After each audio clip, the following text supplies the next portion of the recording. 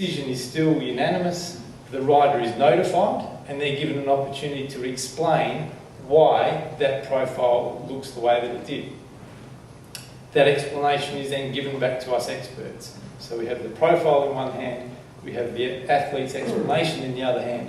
We look at that, and if we still aren't satisfied that there's a non-doping explanation, we then formally give an opinion to the UCI that, and as Martin's explained earlier, it's essentially at that point that we say to the UCI, we recommend that you open a case. It's still completely, beg your pardon, it's not anonymous from the time the athlete gives their explanation to us. At that point, we know who the athlete is.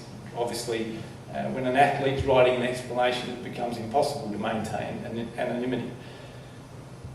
From there, it's out of our hands as experts. It becomes a matter for the UCI. They have our opinion.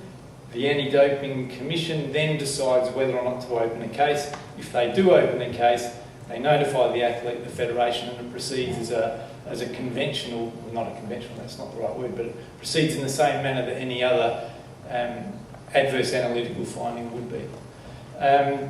So that's sort of my perspective of how we've got to the passport the way it is today, what we actually do as an expert, and I look forward to any questions and sort of discussion that I hope that may have seeded. Thank you.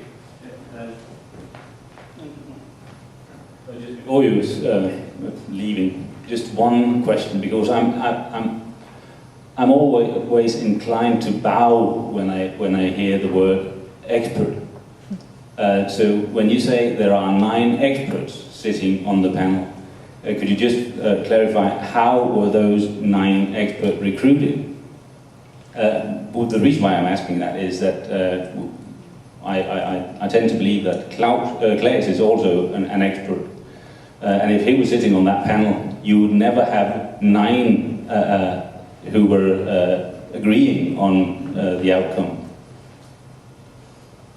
So you're asking me how were those 9 selected? Yeah, how were they recruited to that panel? I can't answer that. I didn't do the recruiting. The UCI approached me and said, would you sit on this panel? It wasn't a matter for me saying, pick him, and him. So I can't answer that. Okay. Before we open for the floor, a question from the floor, I just invite the 3 of the members of the panel to give their view on what they've just heard, and I'll invite you, Paul, to start. Paul Hayes.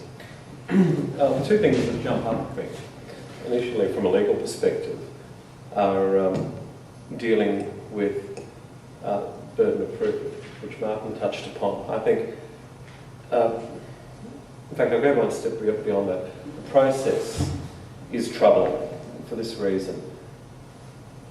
Given the more different ways in which doping offences can now be committed under the World Anti-Doping Code, and in particular I'm referring to the family of anti-doping rule violations that are colloquially referred to as non-analytical positives, of which this type of offence would fall into that category.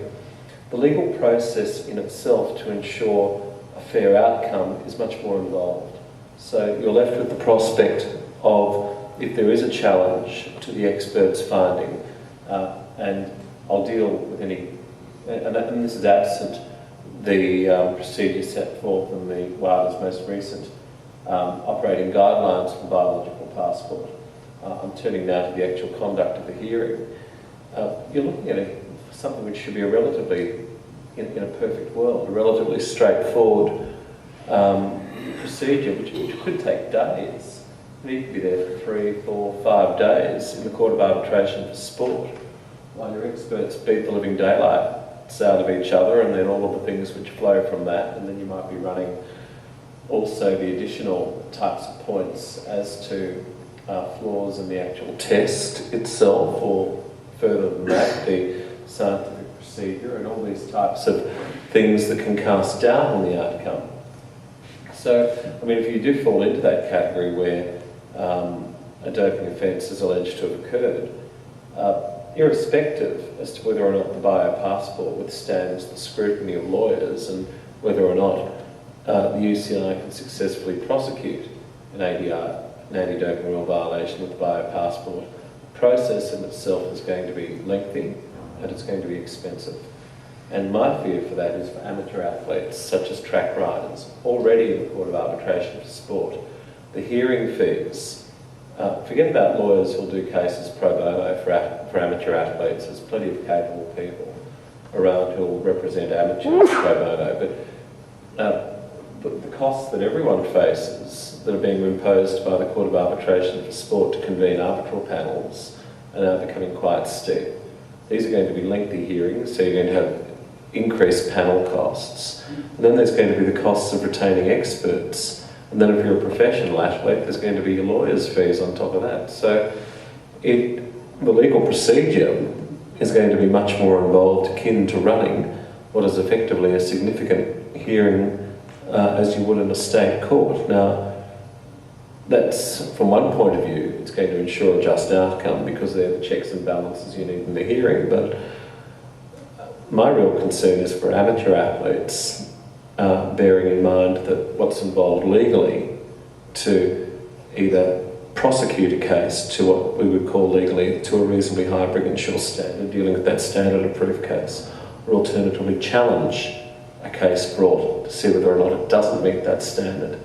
And whichever way you look at it, it's going to be lengthy. I mean, you're not going to have quick hearings straight after an anti-doping rule violation is alleged to have been committed, because it'll take months for the athlete, saying the defending athlete, to marshal his or her expert resources. And by the time you have a hearing, then there's appeals. You're looking at a very convoluted and expensive process compared to, say, a sample case, which is much more straightforward. So these are the risks when you try and cast the net wider and extend the reach of the World Anti-Doping Code. And particularly where we've seen that, and this picks up on some, as to why that's happening, that might pick up on what I said earlier on, but that's a separate topic. But where the net is being cast further is in the field of non-analytical positives, biopassport, constructive possession, attempted use, those types of things that are normally picking up on a procedural or an investigatory process that's ordinarily investigated by police, also almost quasi-criminal. And that brings, and that is legally problematic for the clients and the people involved.